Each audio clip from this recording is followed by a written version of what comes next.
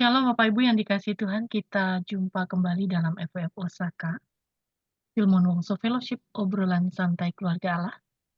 Malam hari ini hamba Tuhan yang akan memberkati kita dengan firman Tuhan, yaitu Bapak Pendeta Freddy Ongko Saputra. Beliau akan mengantarkan eksegesis Markus 10. Saya serahkan kepada Bapak Pendeta Freddy Ongko Saputra. Silakan Bapak.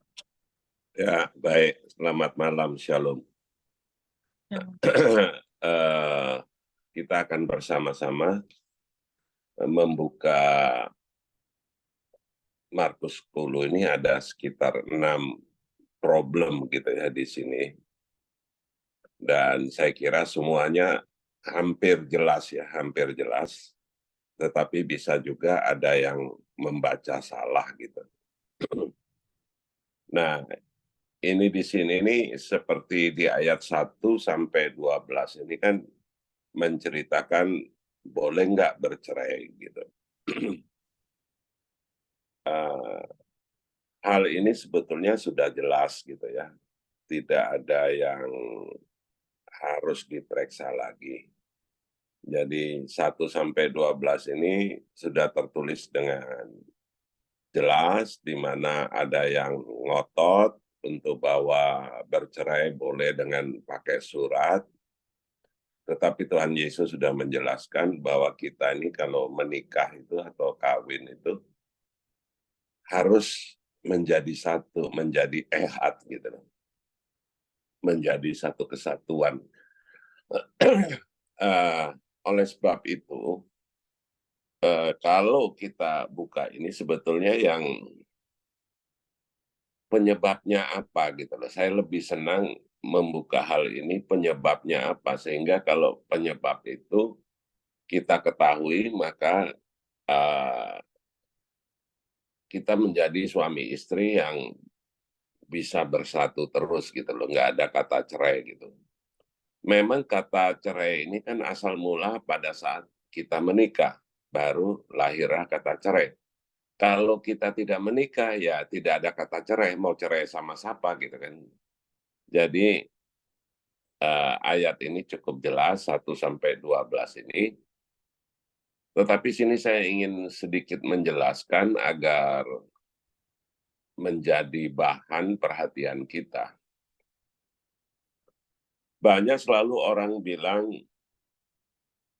kalau ada keluarga ribet-ribet, undang Tuhan dong dalam rumah tangga kita. Nah, saya jadi bingung kalau orang Kristen yang dibilang, kamu suami istri ribut-ribut terus, undang Tuhan dong di dalam keluargamu. Nah, saya bertanya lagi, lah keluarga ini Kristen nggak? Kristen, Pak. Nah, terus Tuhannya di mana? Kok mesti diundang gitu kan? Padahal harusnya kita kalau orang Kristen, pengikut Kristus, Bapa, Putra, dan Roh Kudus itu pasti ada di dalam kita gitu. Apakah kita masih sempat berbicara cerai gitu? Ini kan jadi problem gitu. Jadi menurut saya bukan orang Kristen bukan mengundang Yesus atau mengundang Bapa, mengundang Roh Kudus. Tetapi orang Kristen tuh harus bertanggung jawab begitu. Agar kata cerai itu tidak ada di dalam keluarga gitu. Karena apa? Kita bisa melihat orang yang tidak mengenal Kristus seperti bapak dan ibu saya yang sama sekali tidak mengenal gitu ya. Tetapi mereka bisa tuh sampai meninggal itu tidak ada bilang ribut cerai dan lain sebagainya, bapak saya lari atau mama saya lari, nggak pernah gitu. Jadi dari situ kita pelajari gitu loh. Sebagai pengikut Kristus, seharusnya Yesus sudah ada di dalam kita. Jadi bukan harus undang Yesus di dalam rumah tangga kita. Ini kan jadi membuat bingung gitu loh. Orang yang di luar Kristus melihat kita orang Kristen jadi lucu. Nanti dia bertanya lah, Tuhan Yesus kamu di mana? Kok masih diundang? Oh berarti kamu bukan Kristen. Nah ini kan bingung. Jadi suami istri bukan masalah harus mengundang Yesus. Ini yang biasa terjadi di orang Kristen gitu ya. Oh, kamu harus undang Kristus dalam rumah tanggamu. Jadi perlu kita pahami bahwa yang penting di dalam kehidupan kita sebagai pengikut Kristus harus bertanggung jawab. Paling penting di dalam keluarga itu, ya. Seperti yang dikatakan di dalam perkawinan di Kana, banyak orang bilang, oh mengundang Yesus datang pesta, makanya pesta itu bisa berjalan terus. Kalau saya melihat dari sisi lain, Yesus dan Maria sebagai undangan, ya, tapi dia mau bertanggung jawab gitu. Kenapa? Karena dia lihat anggur sudah mau habis. Lalu undangan kapan ngapain lu repot-repot di dapur harus air dirubah jadi anggur gitu. Tetapi Yesus dan Maria itu peduli dengan pesta pernikahan itu. Jadi pesta pernikahan itu harus berakhir dengan baik gitu. Maka Yesus memikirkan anggur yang habis. Nah, orang di sana itu nomor satu anggur gitu loh. Maka dia ikut bertanggung jawab dengan membuat mukjizat air menjadi anggur gitu loh. Peduli dan bertanggung jawab atas pesta itu, padahal dia undangan. Nah, ini kan lain gitu loh. Tapi banyak yang bilang, oh ya karena Yesus hadir. Nah sekarang bagaimana dengan orang Kristen kan begitu kan? Katanya Kristen. Tapi bagaimana? Apakah orang Kristen harus mengundang Yesus di dalam kehidupan perkawinannya? Ya enggak lah. Orang Kristen kan sudah ada Yesus. Tetapi kenapa banyak orang Kristen gagal?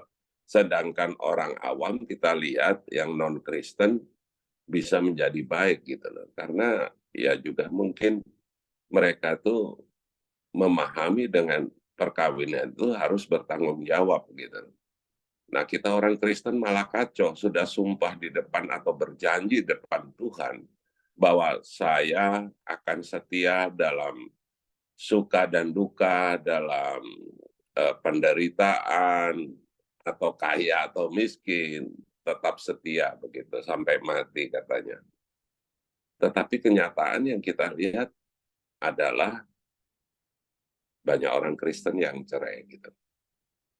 Nah ini penting sekali, bukan masalah mengundang Yesus ya. Ini pun juga sudah salah kalau orang Kristen mengundang Yesus gitu. Tetapi rasa tanggung jawab itu penting. Seorang suami bertanggung jawab kepada istri dan anak, atau istri bertanggung jawab kepada suami dan anak.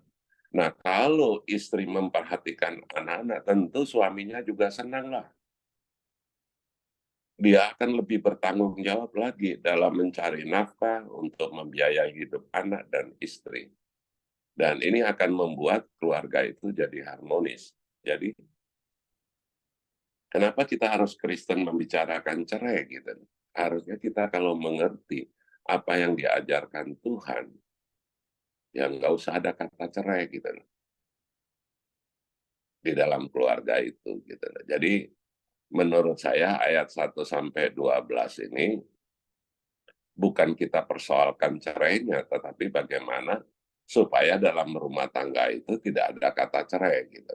Dengan bertanggung jawab penuh sesuai pada saat kita menikah di depan Tuhan di gereja dengan berjanji, ya kalau kita sudah janji ya kita bertanggung jawab gitu.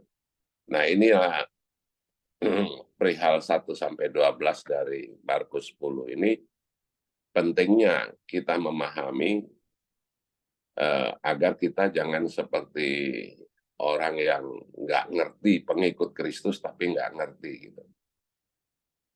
Kamu ribut-ribut harus undang Kristus dalam rumahmu. Loh, berarti dia bukan orang Kristen kan? Kan Yesus sudah ada dalam kita katanya, Roh Kudus ada dalam kita. Mau undang siapa lagi gitu. Jadi ini kalau kita pahami semuanya sudah jelas. Cuma saya ingin menambahkan yaitu pentingnya pemahaman kita sebagai orang pengikut Kristus, jangan sampai ngawur gitu loh. Sudah tahu pengikut Kristus, tapi mengundang Kristus ya dulu bukan Kristen gitu aja. Dan bagi saya ya paling penting di dalam rumah tangga kita supaya tidak terjadi perzinahan, ya harus bertanggung jawab, tidak bisa tidak gitu loh. Nah, ini yang saya harapkan dalam 1-12 ini nanti bisa dibaca sendiri dan uh, untuk mengerti, dan saya memberi jawaban bahwa suami istri perlu bertanggung jawab. Begitupun nanti anak kalau sudah dewasa dia bisa bertanggung jawab. Tentunya dia juga akan bertanggung jawab sehingga dia tidak lari ke narkoba dan lain sebagainya yang menyusahkan keluarga. Karena apa? Dia tidak bertanggung jawab. Jadi kalau anak yang bertanggung jawab, yang dididik oleh seorang ayah dan seorang ibu, tentunya dia tidak akan lari. Nah, menurut pengalaman saya, pentingnya tuh anak-anak itu diajar sampai umur 12 tahun. Selama kita ayah dan ibu mendidik dia dengan baik dan mempertontonkan di dalam keluarga itu dengan baik, bagi saya, anak-anak yang dididik sampai 12 tahun dengan baik, sulit untuk dia jatuh di dalam perkara-perkara yang memalukan atau membuat eh, rusak kehidupan dia tentang narkoba dan lain sebagainya gitu. Jadi rasa tanggung jawab ini penting, jadi kita harus mendidik anak kita di dalam kehidupan itu sehingga keluarga itu menjadi harmonis gitu. Oke, kita lanjut. Uh, Nanti juga ada di hal satu yang ada di, mungkin saya sambung langsung aja ya, kita loncati dulu.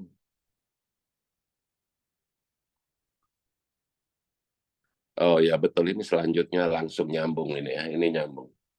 Ayat 13, lalu orang membawa anak-anak kecil kepada Yesus supaya ia menjamah mereka. Akan tetapi murid-muridnya memarahi orang-orang itu. Nah, kemudian 14, Tuhan malah marah mereka gitu. Ketika Yesus melihat hal itu, ia marah dan berkata kepada mereka, kepada murid-murid, biarkan anak-anak itu datang kepadaku. Jangan menghalang-halangi mereka sebab orang-orang yang seperti itulah yang mempunyai kerajaan surga, kerajaan Allah. Aku berkata kepadamu, sesungguhnya barang siapa tidak menyambut kerajaan Allah seperti seorang anak kecil, ia tidak akan masuk ke dalamnya. Lalu ia memeluk anak-anak itu dan sambil meletakkan tangan atas mereka, ia memberkati mereka. Jadi saudara perhatikan, ada suatu perintah khusus yang ada di situ, di mana di ayat 14, ketika Yesus melihat itu, ia marah dan berkata kepada mereka, biarkan anak-anak itu datang kepadaku. Jangan menghalang-halangi mereka. Sebab orang-orang yang seperti itulah yang mempunyai kerajaan surga. Dan tentu ini saya bertanya, anak-anak itu atau orang-orang itu? Apakah anak-anak itu mengerti harus datang kepada Kristus? No. Orang yang membawa anak itu yang memaksakan diri untuk anak-anaknya bisa mengenal Kristus, mendekati Kristus. Tetapi murid-muridnya menghalangi. Nah, ini bisa salah pernah kita debat ini. Nah, mengatakan anak-anak itu yang mempunyai kerajaan surga. No. Perhatikan ayat 14 itu baik-baik. Biarkan anak-anak itu datang kepadaku. Jangan menghalang-halangi mereka. Koma, sebab orang-orang yang seperti itulah yang mempunyai kerajaan Allah. Jadi, kalau kita sebagai orang tua dan tidak membawa anak-anak kita yang belum mengerti itu, yang belum dewasa, yang belum bisa berpikir sendiri kepada Kristus, ya kita yang salah. Padahal kita bisa melihat janji Allah di sini. kalau kamu membawa anak-anak kita kepada Kristus, apa yang kita dapatkan? Sebab orang-orang yang seperti itulah yang mempunyai kerajaan surga. Kerajaan Allah gitu ya. Jadi ini penting gitu loh. Bahwa setiap kita yang sudah berkeluarga dan sudah mempunyai anak, kita harus sudah berpikir sebagai orang tua harus sebisa mungkin membawa anak-anak kita ini untuk mengenal Kristus gitu loh. Apakah kita sudah? Makanya saya tadi bilang, pentingnya kita mengajar anak-anak kita dari nol sejak lahir sampai umur 12 perlu perhatian khusus. Dan seperti firman ini katakan bahwa kita harus benar-benar membawa mereka kepada Kristus. Tidak bisa tidak gitu loh. Karena kita juga tahu sebab orang-orang yang seperti itulah yang mempunyai kerajaan Allah. Wow, luar biasa kan? Jadi kalau salah baca nanti dipikir anak-anak itu yang mempunyai kerajaan Allah. Bukan. Di sini katakan orang-orang. Jadi orang-orang yang membawa anak-anak kepada Kristus. Sudah dijanjikan hal yang baik. Gitu loh. Jadi ini penting suatu keluarga harus memperhatikan anak-anaknya betul. Atau dengan kata lain, harus bertanggung jawab untuk bisa di masa kecilnya yang masih anak-anak itu, bukan remaja ya, anak-anak dikatakan sini. Anak-anak kecil jelas dikatakan sini. Harus dibawa kepada Kristus. Dan kita tetap bimbing terus. Sehingga apa? Anak-anak kita sulit untuk tersangkut masalah narkoba, pembunuhan, perzinahan, dan lain sebagainya. Sehingga di dalam rumah tangga itu kerajaan Allah itu sudah di situ gitu loh, tidak ngawur, sudah membangun gitu loh dari kecilnya gitu loh.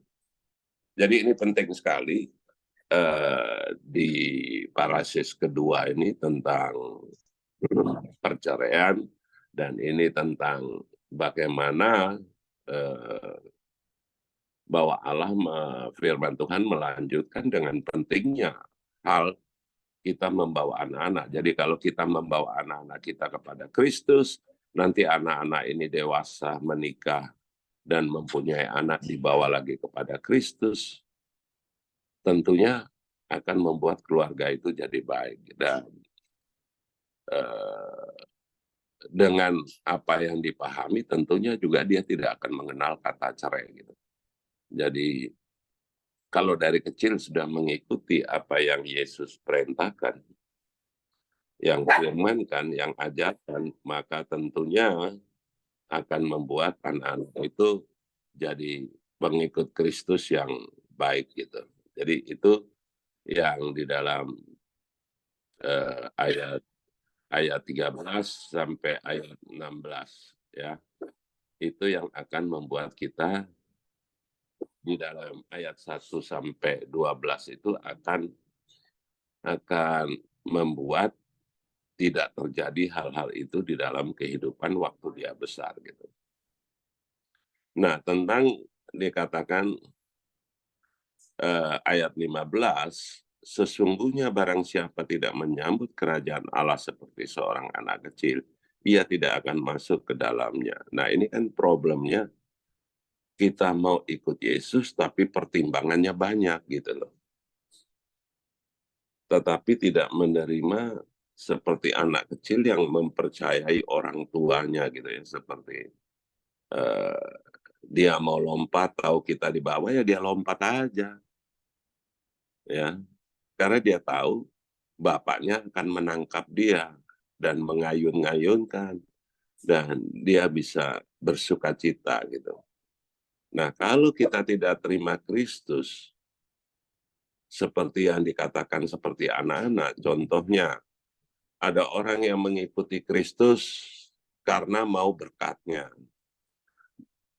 Pertimbangan-pertimbangannya banyak gitu loh. mau menerima Yesus, biar dia jangan sakit, sembuh, panjang umur, dan lain sebagainya. Dan pertimbangan-pertimbangan ini nggak bisa. Yesus mau ya kita ikut Yesus, kita siap menderita dan siap melayani gitu loh.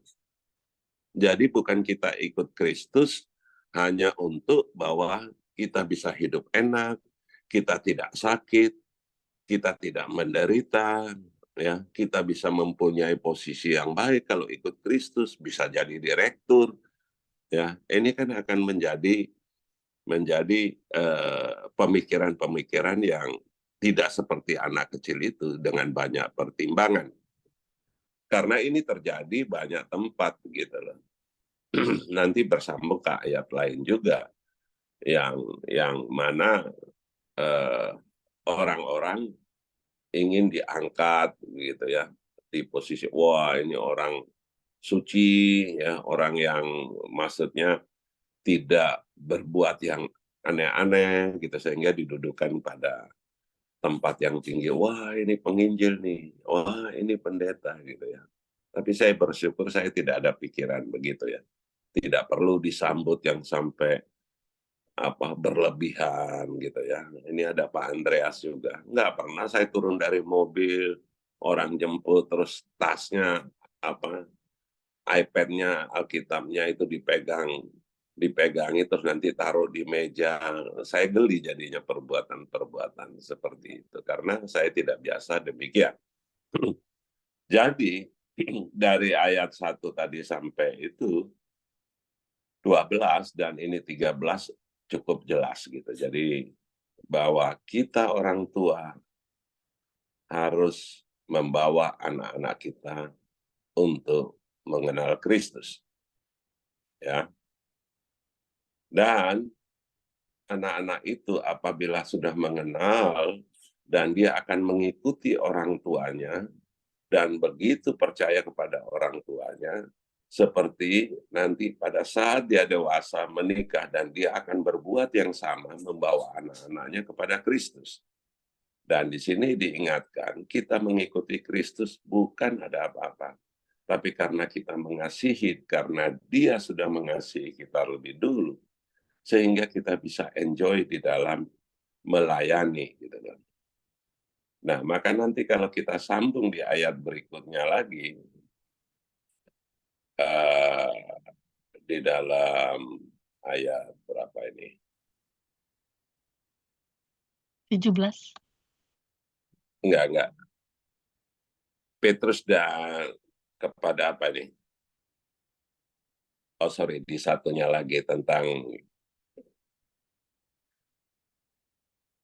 sorry sabar ya, ada sambungannya jadi enak cerita. Oh, 35. Lalu Yakobus dan Yohanes anak Zebedus mendekati Yesus dan berkata kepadanya, Guru, kami harap supaya engkau kiranya mengabulkan suatu permintaan kami. Jawabnya kepada mereka, apa yang kamu kehendaki? Aku perbuat bagimu. Lalu kata mereka, perkenankanlah kami duduk dalam kemuliaan-Mu kelak. Yang seorang lagi di sebelah kananmu dan yang seorang lagi di sebelah kirimu. Tetapi kata Yesus kepada mereka, kamu tidak tahu apa yang kamu minta. Dapatkah kamu meminum cawan yang harus kuminum dan dibaptis dengan baptisan yang harus kuterima? Jawab mereka, kami dapat. Yesus berkata kepada mereka, memang kamu akan meminum cawan yang harus kuminum dan akan dibaptis dengan baptisan yang kuterima.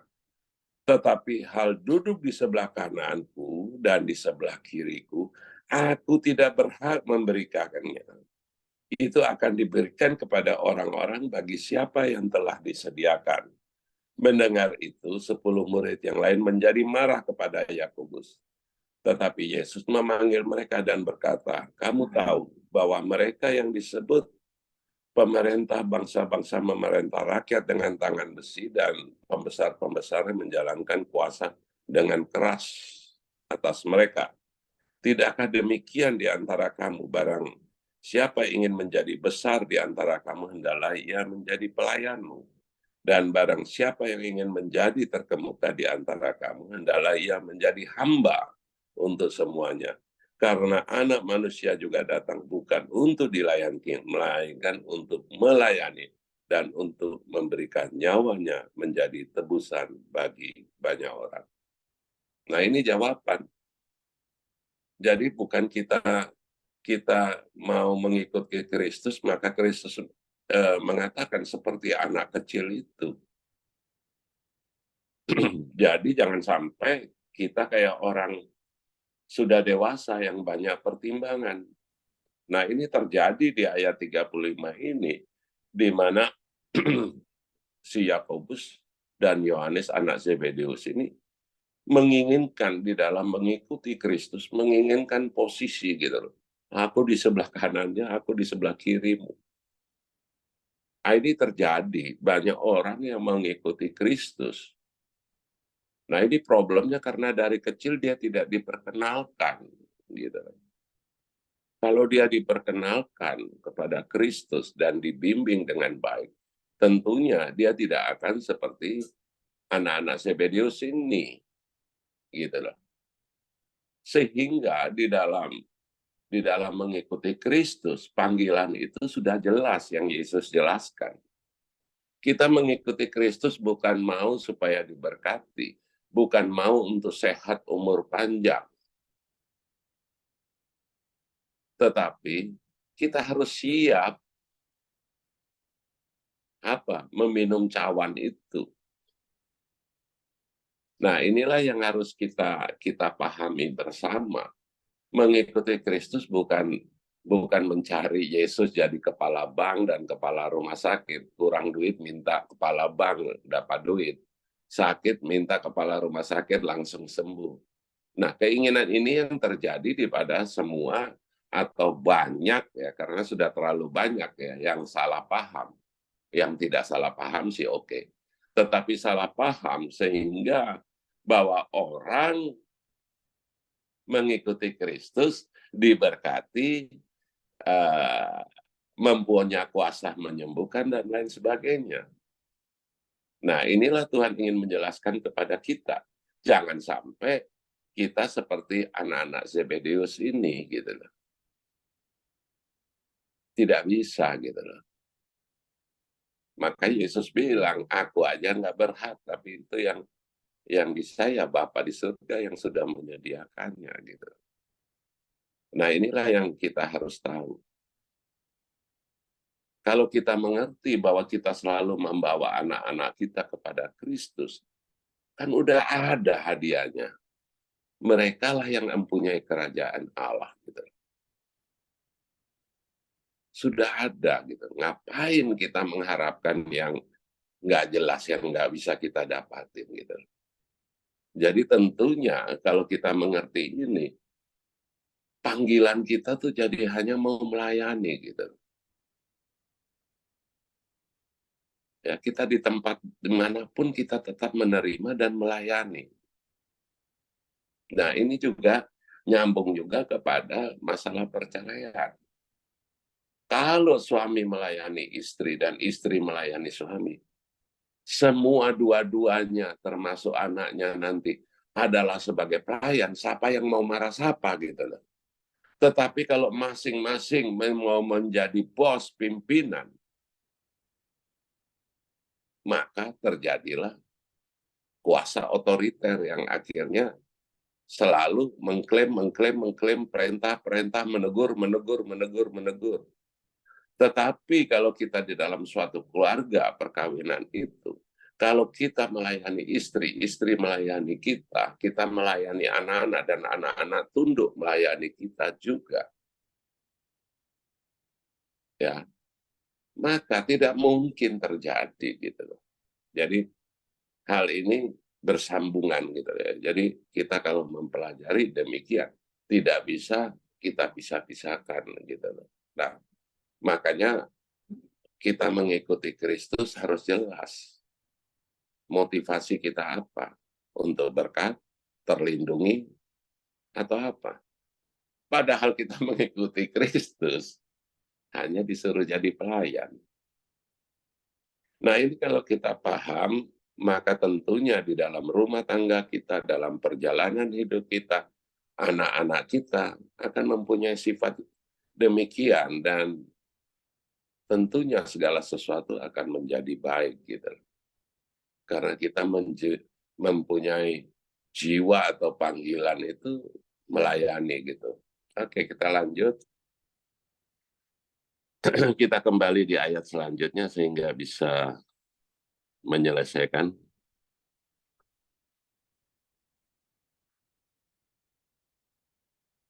Tadi di ayat,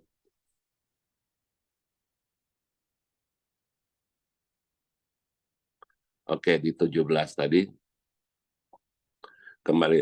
Pada waktu Yesus berangkat untuk meneruskan perjalanannya, datanglah seorang berlari-lari mendapatkan dia, dan sambil berlutut di hadapannya ia berkata, "Guru yang baik, apa yang harus kuperbuat untuk memperoleh hidup yang kekal?" Jawab Yesus, "Mengapa kau katakan aku baik? Tak seorang pun yang baik selain daripada Allah saja." Nah, ini juga satu pengertian yang penting kita tangkap dari kata-kata, "Mengapa kau katakan aku baik? Tak seorang pun yang baik selain daripada Allah saja." Berarti Yesus menurunkan derajatnya sebagai manusia. Di sini ada ungkapan yang perlu kita pahami, bahwa Yesus mengatakan, "Mengapa kau katakan aku baik? Tak seorang pun yang baik selain daripada Allah saja." Sini bahwa menunjukkan bahwa dia adalah manusia, 100% manusia. Maka dia tidak mau menerima bahwa apa yang dikatakan orang itu, yang lebih dikenal anak muda yang kaya gitulah. "Mengapa kau katakan aku baik?" Nah, ini penjelasan Yesus ini menunjukkan bahwa dia manusia murni gitu loh. Maka dia nggak bisa menerima kata baik itu gitu loh. Jadi kata baik itu hanya boleh kepada Allah saja yang dikatakan Yesus. Nah, ini kita bisa menangkap dari situ. Lanjut. "Engkau tentu mengetahui segala perintah Allah, jangan membunuh, jangan berzina, jangan mencuri, jangan mengucapkan saksi dusta, jangan mengurangi hak orang, menghormatilah ayah dan ibumu." Lalu kata orang itu kepadanya, "Guru, semuanya itu telah kuturuti sejak masa mudaku." Tetapi Yesus memandang dia dan menaruh kasih kepadanya, lalu berkata kepadanya, "Hanya satu kekuranganmu. Pergilah, jual apa yang kau miliki dan berikanlah itu kepada orang-orang miskin. Maka maka engkau akan peroleh harta di surga. Kemudian datanglah kemari dan ikutlah aku." Mendengar perkataan itu menjadi kecewa, ya, ia menjadi kecewa lalu pergi dengan sedih sebab banyak hartanya. Lalu Yesus memandang murid-murid sekelilingnya dan berkata kepada mereka, "Alangkah sukarnya orang yang beruang masuk ke dalam kerajaan Allah." Murid-muridnya tercengang mendengar perkataannya itu. Tetapi Yesus menyambung lagi, "Anak-anakku, alangkah sukarnya masuk ke dalam kerajaan Allah. Lebih mudah seekor unta melewati lubang jarum daripada seorang kaya masuk ke dalam kerajaan Allah."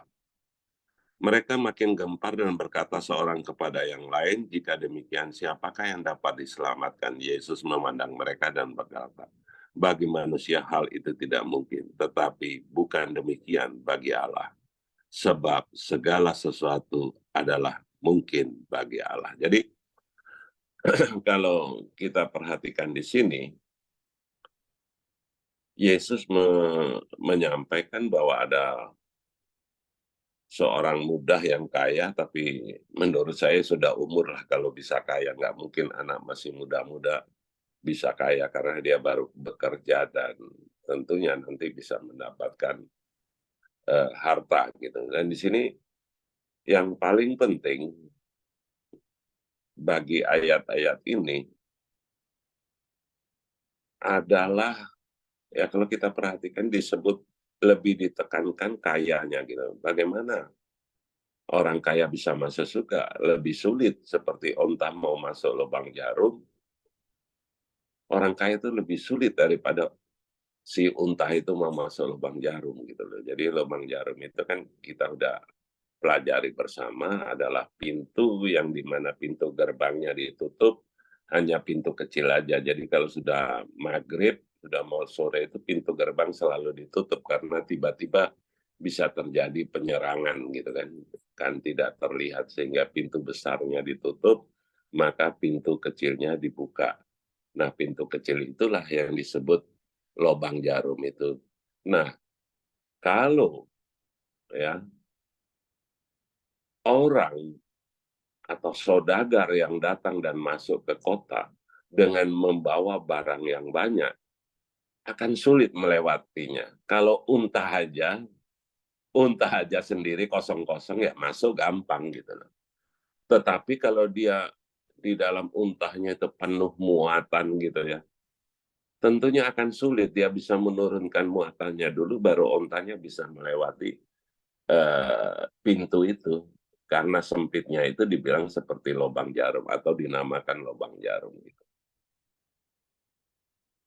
Nah, bagaimana kalau kita orang kaya dan tidak mau menurunkan barang-barang itu ya tentu lebih sulit. Mau dipaksa berapa kali pun ya mundur maju ya unta itu nggak akan lewat-lewat gitu. Tetapi harus diturunkan. Nah, maka kalau kita akan mengerti apa yang dibilang pergilah ya. Pergilah, jual semua hartamu, bagikan kepada orang miskin. Agar setelah engkau bagikan kepada orang miskin, datanglah dan ikutlah aku. Kalau tidak, kita hanya terbeban dengan harta kita. Itu. Makanya dia bilang, pergi, jualah. Bagikan kepada orang miskin.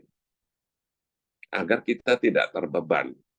Bukan harus kita menjual dan kita nggak ada uang jadi carry gitu ya. Itu bukan. Jangan engkau hidupmu hanya terbeban dengan harta gitu loh. Seperti lu kaya sendiri, seperti lu uh, tidak menghargai orang karena hartamu, itu adalah beban-beban gitu loh.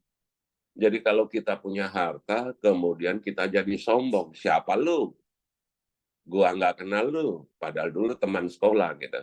Karena dia lebih kaya daripada teman sekolahnya, maka dia memiliki beban, yaitu tidak bisa menerima teman sekolahnya itu yang miskin. Atau punya saudara gitu, karena dia kaya, ponakannya atau omnya, tantenya yang hidupnya miskin, susah bagi dia untuk menerima dengan baik karena harta itu. Sehingga itu menjadi beban. Sulit gitu ya. Untuk bagaimana, untuk karena kaya itu akan sulit. Tidak bisa bermain dengan ponakan-ponakan yang miskin atau memberkati mereka dan membantu ponakan-ponakan bisa kerja atau bisa membantu omnya, tantenya yang kesulitan di dalam kehidupan dibantu kayak per bulan berapa supaya tantenya dan omnya itu bisa hidup layak, bukan hidup mewah ya, tapi hidup layak. Jadi cukup untuk hidup gitu. Nah, ini problem bagi kita. Ini cukup bagus ayat ini untuk menjelaskan kepada kita. Apakah kita kalau mempunyai berkat kemampuan yang dapat uang yang banyak gitu ya, uang yang banyak atau kaya itu, bisa tidak kita berbuat itu, membuang beban kita itu, atau malah membebankan kita. Karena kita punya harta, kita tidak bisa kenal sahabat kita yang dari SD. Karena kita mempunyai kekayaan, maka tidak bisa kita kenal dengan ponakan-ponakan yang tidak bisa masuk rumah kita. Atau karena kekayaan kita, kita tidak menghormati om dan tante kita yang notabene adalah keluarga daripada ayah dan ibu kita. Nah, ini akan melanggar lagi 10 perintah Allah. Jadi bukan kita menghadap orang tua kita dan menghormati kita. Dengan engkau menghargai om dan tantemu, engkau juga mengasihi bapak dan ibumu. Tetapi kamu bilang kasih uang, kasih apa dengan orang tuamu. tetapi engkau injak-injak tante dan ommu, ya sama aja lu nggak menghargai gitu loh. Kalau saya menghargai seseorang, maka anaknya pun aku harus hargai. Kalau aku bilang menghargai si Joni, terus anaknya Jono saya injak-injak, saya tidak menghargai Joni, omong kosong gitu loh. Tidak bisa kita katakan bahwa kita mengasihi si Jono, tapi anaknya Joni kita injak-injak, ya nggak masuk akal. Kita bilang kita mengasihi Jono, omong kosong aja itu gitu. Nah inilah penting bagaimana Tuhan mengajarkan kita agar kita mengerti bahwa jangan sampai kekayaan itu membebani kita sehingga kita menjadi orang, ya kalau sudah Kristen ya saya kira batal juga gitu loh. Maka saya sering bilang ya dibaptis ulang, maksudnya belajar baik-baik dulu. Kalau kita diberi kesempatan oleh Allah untuk kita memiliki harta banyak, tetapi kalau kita tidak mengerti, maka itu akan menjadi beban. Tidur tidak nyenyak, takut dirampok, dan lain sebagainya. Yang seperti saya tadi panjang lebar menjelaskan, agar penjelasan dari Yesus, pergilah jualah itu untuk mengerti, untuk supaya dia jangan terbeban. Karena dia mau ikut Yesus, dia terbeban dengan hartanya, karena dia banyak harta, kan gitu kan. Nah ini yang harus kita pahami kalau saudara-saudara diberi kesempatan, diberkati dengan banyak harta. Hati-hati, Anda bisa jadi sombong, Anda bisa meremehkan. Biarpun pangkatnya om, tapi karena kamu merasa kaya, maka engkau meremehkan ommu, padahal tugas kita mengasihi dia. Seperti perintah Allah untuk mengasihi orang tua kita. Kalau kita mengasihi orang tua kita, tapi kita injak-injak om dan tante kita, omong kosong itu. Mengasihi bapaknya. Nah ini yang terjadi. Ini juga saya alami begitu ya. Pada saat orang tua saya masih hidup, ya saya beli mobil kasih, saya bantu kehidupannya, ya makan minumnya, uang jajannya, uang untuk kalau dia pergi jalan-jalan beli oleh-oleh untuk cucu-cucunya, kan dia ada sukacita gitu.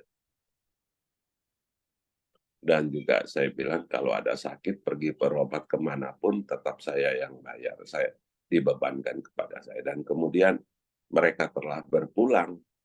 Loh, beban saya kan bukan karena dia meninggal, cepat meninggal supaya bukan.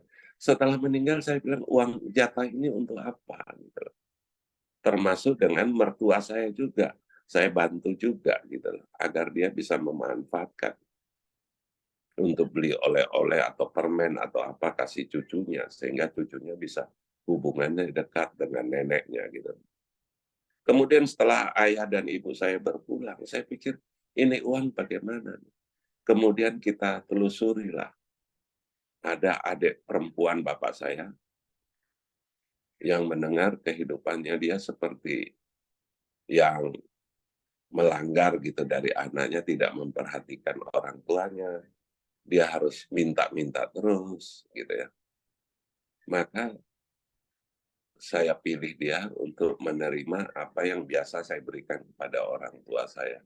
Jadi saya memberikan kepada mereka dan merekanya kikuk gitu. Waduh kok diperhatikan begini. Setiap mereka terima uang yang saya kirim ke rekening banknya, mereka kirim kue-kue. Saya bilang jangan, nggak usah pikirin itu. Udah itu memang sudah hati saya untuk memberikan. Jadi bukan untuk apa-apa harus harus selalu memperhatikan kasih kue, tiap bulan dikirimi kue, dan lain sebagainya. Saya bilang, terima kasih, saya tahu kalian mengasihi saya, tetapi nggak usahlah berbentuk kue. Harus cari orang untuk titip, untuk bikin kue itu, dan lain sebagainya. Jadi di sini tuh, kita kalau yang dikatakan orang banyak harta yang mana dulu gitu ya. Jadi tidak bisa dipukul rata bahwa orang kaya susah masuk surga. Bagi saya pengertian, kalau orang kaya malah menjadi beban bagi dia, ya memang sulit masuk surga. Yang tadi saya sudah jelaskan. Karena dia banyak uang, om dan tantenya tidak dihormati, kan gitu kan. Ponakan-ponakannya tidak dilihat. Tetapi kalau orang yang banyak harta, dia menghargai om dan tantenya. Apa sih kesulitan om? Apa kesulitan tante dengan hormat, ya, membantu. Apa sih ponakannya? Oh, sekolahnya belum tamat. Ya, dibantu dengan kekayaannya, membantu supaya bisa sekolah lebih baik dan lain sebagainya. Oh, kos-kosannya nggak bisa. Oke, nanti saya bayar kosnya asal kamu sekolah baik. Boleh-boleh aja. Apakah orang demikian sulit masuk surga? Nah, ini kan jadi problem gitu ya. Jadi apabila saudara-saudaraku diberi kesempatan oleh Allah untuk mendapat berkat, ingat baik-baik, bukan hanya kita tidak berbohong, tidak mencuri, tetapi tetap dengan kekayaan kita itu bisa mengasihi orang tua kita, supaya dia lebih tenang di dalam hari tuanya, dan juga bisa melihat keluarga, ponakan-ponakan, om, tante, dan semua dengan harta yang diberikan Tuhan kepada kita. Sehingga pemahaman untuk menyatakan bahwa sulit masuk surga bisa dimengerti.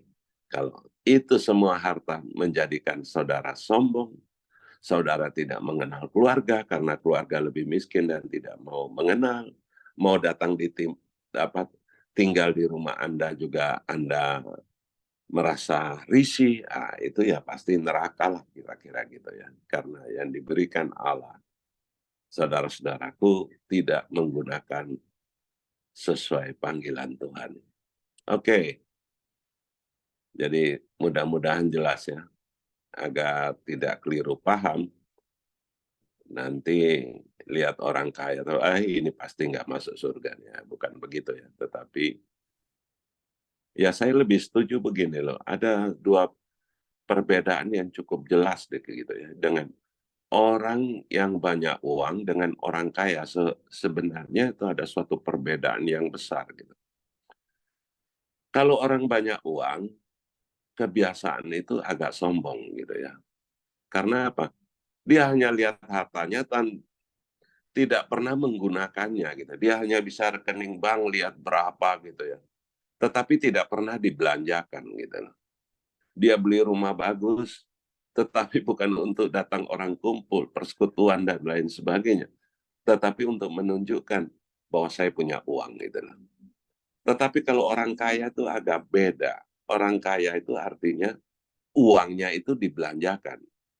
Jadi ada sisi yang sebetulnya terpisah gitu loh. Jadi kalau orang kaya itu membelanjakan uangnya. Tetapi kalau orang banyak uang, cuma di rekening aja dia bisa lihat. Atau rumahnya bagus gitu aja. Tetapi dia tidak pernah membelanjakan.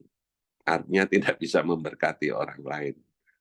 Ya, tapi orang kaya itu pasti memberkati gitu. Tetapi ini kan kata yang perlu kita selidiki dengan lebih lagi. Jadi yang penting yang tadi saya sampaikan, jangan kekayaan kita, harta kita, membebani kita sehingga kita menjadi rusak.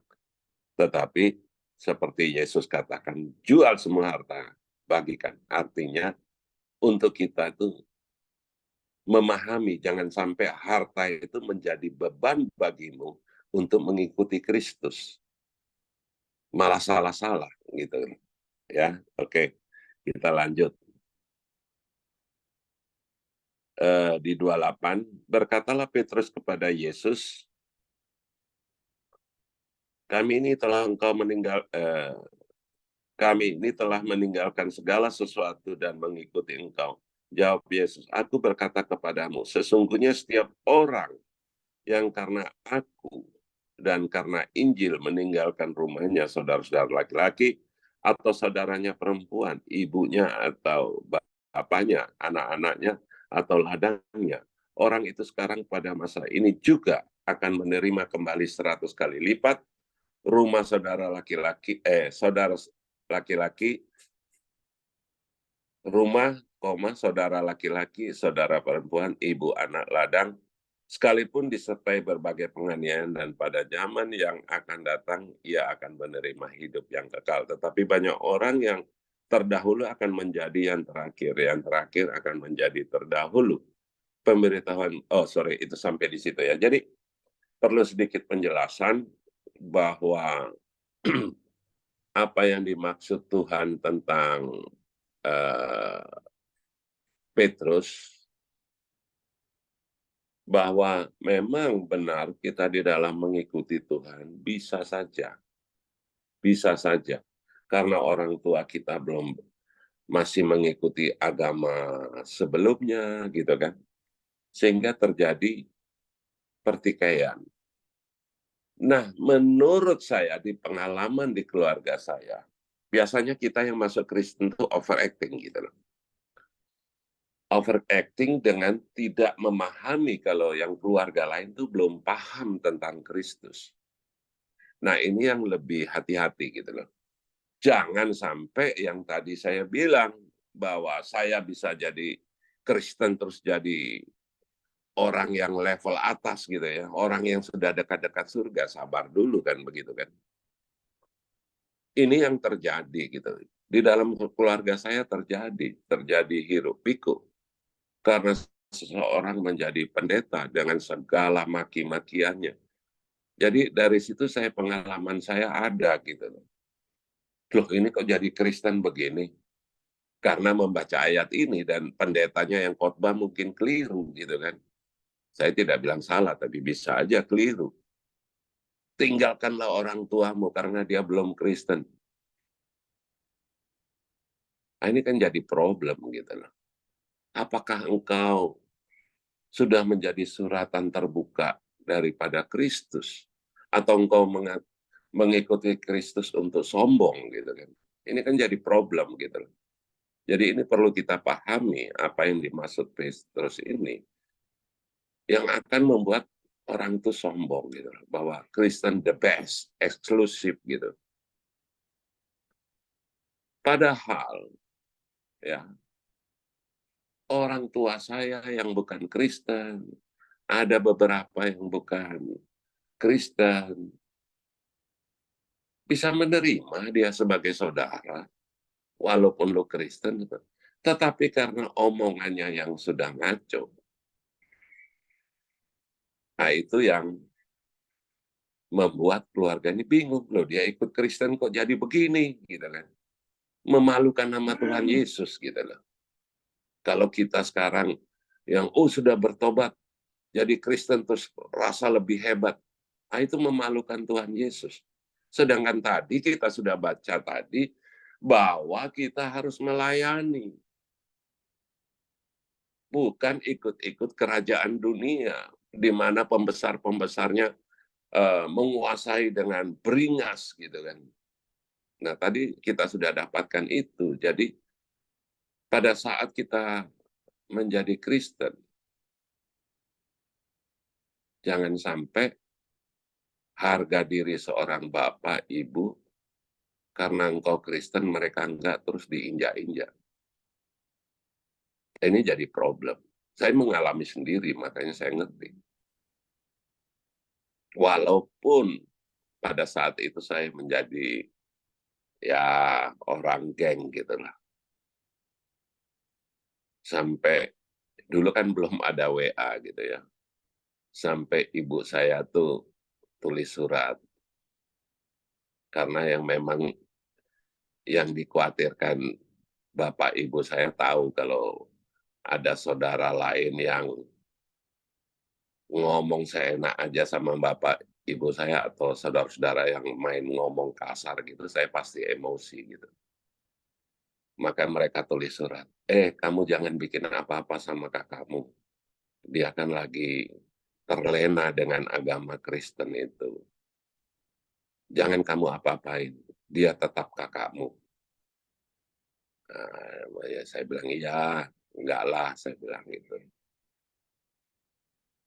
Ini terjadi, benar-benar terjadi, bukan saya karang-karang, terjadi.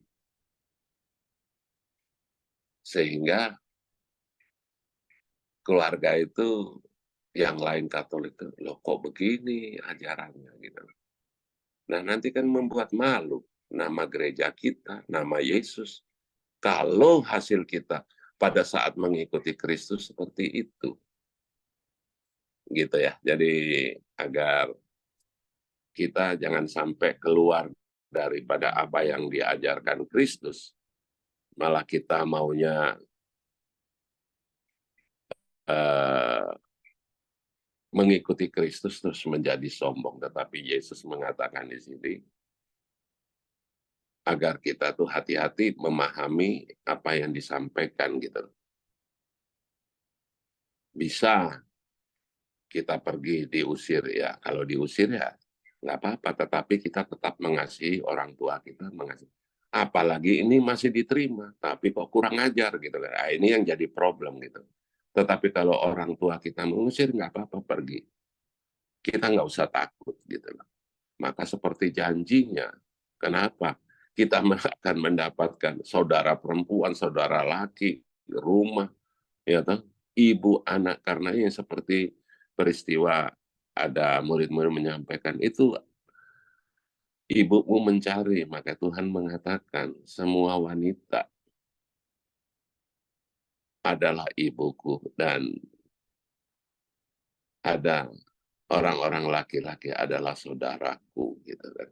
Jadi kita akan mendapatkan itu. Tetapi bukan Yesus tidak mau melihat Maria, tetapi dia ingin memberitahukan kepada kita, apabila kita pergi atau diusir dari rumah, jangan khawatir, kita akan mendapat saudara-saudara.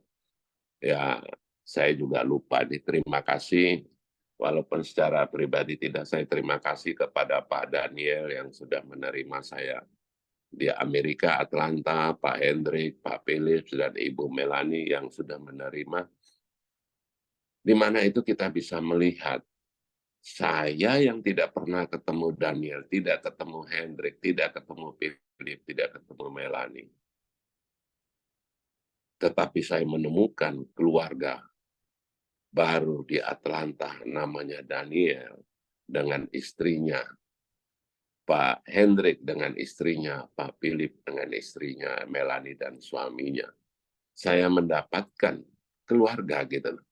Seandainya saya itu diusir oleh keluarga atau tidak mau mengenal saya lagi, tapi saya punya saudara di Amerika gitu. Tapi saya bersyukur, saya merasa paling dikasihi oleh saudara-saudara saya. Ada masalah apa, mereka memberitahukan bagaimana jalan keluarnya dan lain sebagainya. Jadi, tetapi saya bilang di dalam pelayanan kita, di dalam kita mengikuti Kristus, kita mendapatkan saudara-saudara baru banyak. Ya, saya bukan sombong. Seluruh Indonesia kemanapun saya pergi pasti ada teman, punya saudara di sana. Lebih memperhatikan gitu ya, lebih memperhatikan gitu. Saya rasa sampai seperti, wih, lebih dari keluarga saya. Mungkin keluarga saya masa bodoh, dia paling tidur bangun siang masa bodoh gitu ya.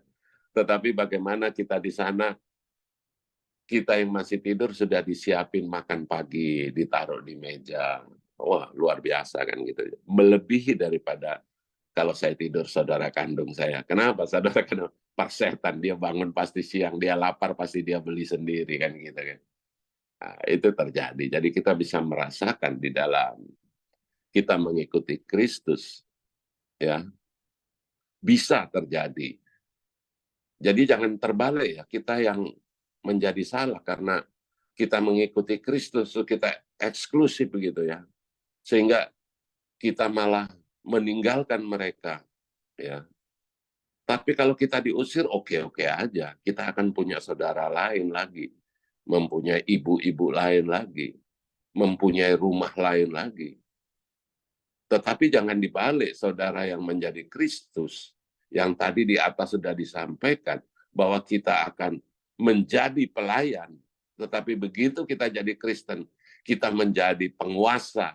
Nah, ini jadi keliru gitu. Jadi jadilah teladan apa yang sudah Yesus ajarkan gitu ya.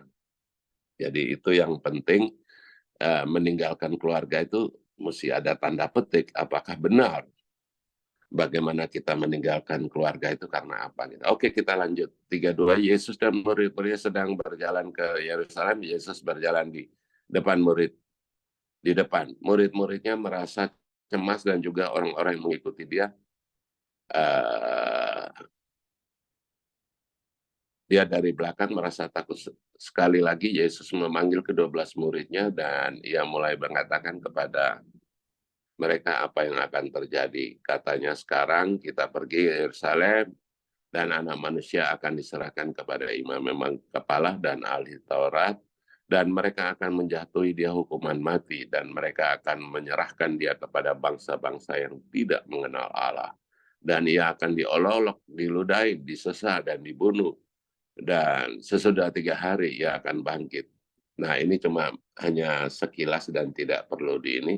Ini cuma ada hal yang membahas, mempertontonkan dalam kita mengikuti Kristus, yang apa yang Kristus alami, ya, diolok, disesah, dibunuh, ya, mati, ya, tetapi dia pada hari ketiga bangkit. Nah, kita hanya diingatkan seharusnya pengikut Kristus kita sudah siap gitu. Diolok-olok, oke, no problem, kamu masih saudaraku. Jangan sampai kita ke orang Kristen belum diolok aja sudah jadi musuh gitu kan. Apalagi dengan saudara sendiri, apalagi dengan orang tua. Ini cuma mengingatkan. Kalau engkau mengikuti Kristus ya seperti ini, apa yang Yesus jelaskan ini ya, yang dialami. Oke, 35 sudah waktunya. Eh, kita langsung aja agar cepat waktunya. 35 sudah saya jelaskan tadi. 46, lalu di ayat 46, Markus 10:46, lalu tibalah Yesus dan murid-murid di Yeriko, dan ketika Yesus keluar dari Yeriko bersama-sama dengan murid-muridnya dan orang banyak, berbondong-bondong ada seorang pengemis yang buta bernama Bartimeus anak Timeus, duduk di pinggir jalan. Ketika didengarnya bahwa itu adalah Yesus orang Nazaret, mulailah ia berseru, Yesus anak Daud, kasihanilah aku. Banyak orang menegurnya supaya ia diam, namun semakin keras ia berseru, anak Daud, kasihanilah aku. Lalu Yesus berhenti dan berkata, panggillah dia.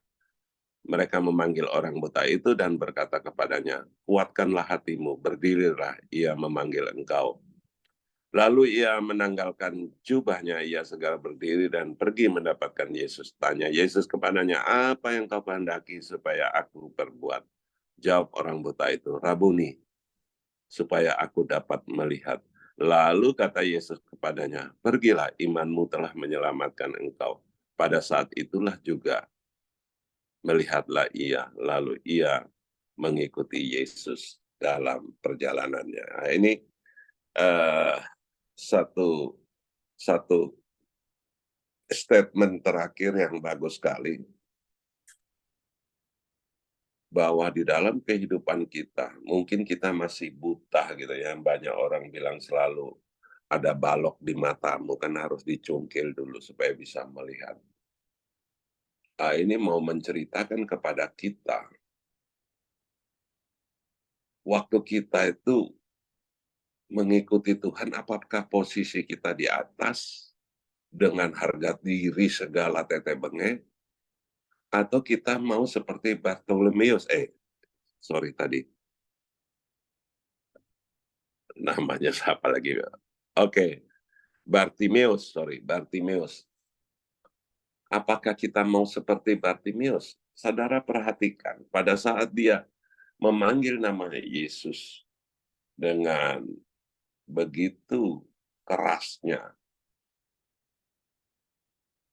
Nah, orang Kristen kan begitu, kalau lagi naik daun lupa, kalau sudah susah ingat gitu kan.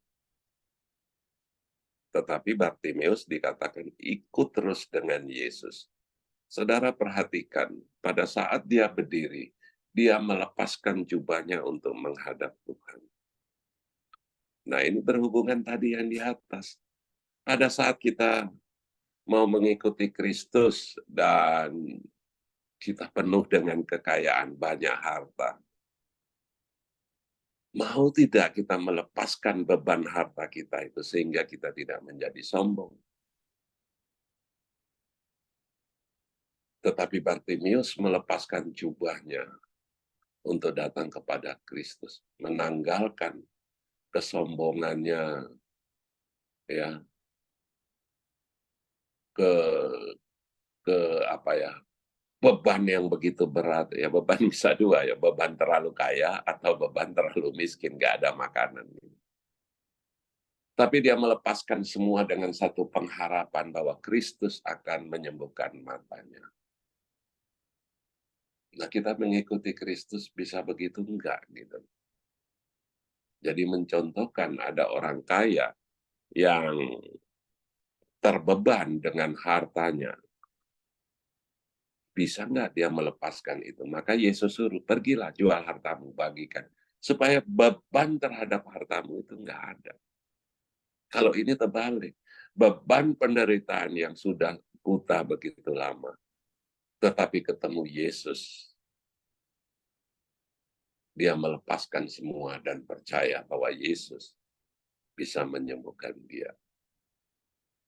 Disinilah Markus 10 ini berhubungan sekali, tinggal kita baca baik-baik. Mungkin saya ada kelewatan atau apa, silakan nanti dipertanyakan atau ditambahkan agar lebih lengkap lagi. Ini yang saya baca dan saya dapati ada hubungan erat sekali di dalam masalah. Oh, sedikit lagi. Masalah perceraian ini penting ya. Kalau perceraian dibolehkan, itu akan membatalkan semua firman Tuhan. Nanti Roh Kudus bisa jalan-jalan sendiri. Namanya Yesus bisa suka-sukanya sendiri. Allah Bapa janjinya bisa suka-suka sendiri. Karena berhubungan sekali. Karena apa yang diceritakan itu, semuanya itu tidak bisa diceraikan. Tidak bisa dipisahkan. Karena mereka tiga, Bapa, Putra, dan Roh Kudus itu adalah ehad.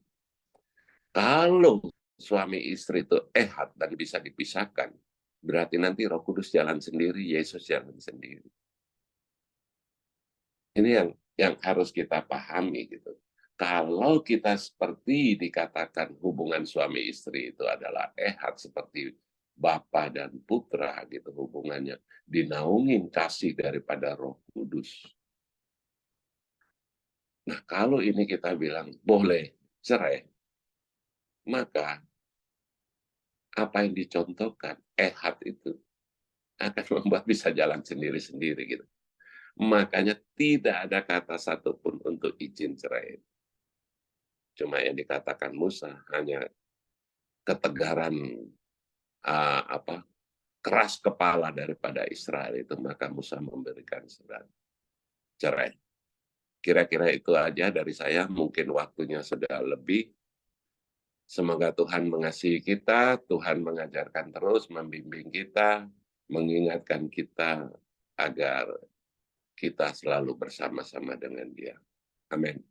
Terima kasih Pak Ayu. Amin. Terima kasih Pak Freddy. Tuhan Yesus memberkati.